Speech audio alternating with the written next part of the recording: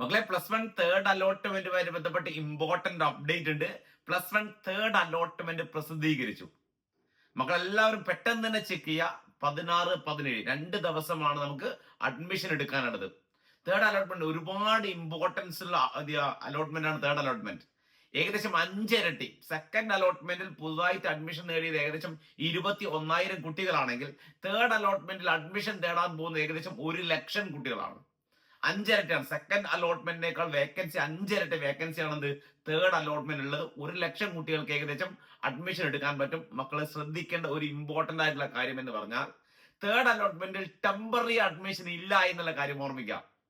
Third അലോട്ട്മെന്റിൽ ആർക്കും temporary admission എടുക്കാനാവില്ല. ഇപ്പൊ ഫസ്റ്റ് അലോട്ട്മെന്റിലും സെക്കൻഡ് അലോട്ട്മെന്റിലും ടെമ്പററി അഡ്മിഷൻ എടുത്ത് ഒരേ സ്കൂളിൽ കിട്ടിയ കുട്ടികൾ തേർഡ് അലോട്ട്മെന്റിലും അതേ സ്കൂളിലാണ് കിട്ടുന്നതെങ്കിൽ അവിടെ പെർമനന്റ് അഡ്മിഷൻ എടുത്തേ മതിയാവുള്ളൂ.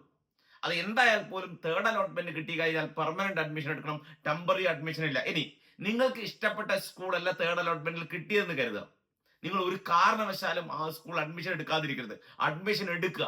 എന്നിട്ട് ട്രാൻസ്ഫർ അലോട്ട്മെന്റ് ഇഷ്ടപ്പെട്ട സ്കൂളിലേക്ക് അല്ലെങ്കിൽ ഇഷ്ടപ്പെട്ട സബ്ജക്ട് കോമ്പിനേഷന് വേണ്ടി ട്രാൻസ്ഫർ അലോട്ട്മെന്റിന് വേണ്ടി വെയിറ്റ് ചെയ്യാം. നിർബന്ധമായിട്ടും തേർഡ് അലോട്ട്മെന്റിൽ അഡ്മിഷൻ എടുക്കേണ്ടി വരും. ഓക്കെ, അപ്പൊ അത് ഓർമ്മിക്കുക. എല്ലാവരും ഇങ്ങനെയുള്ള എല്ലാ അപ്ഡേറ്റിനും ചാനൽ സബ്സ്ക്രൈബ് ചെയ്യുക, മാക്സിമം ഫ്രണ്ട്സിലേക്ക് ഷെയർ ചെയ്യാം.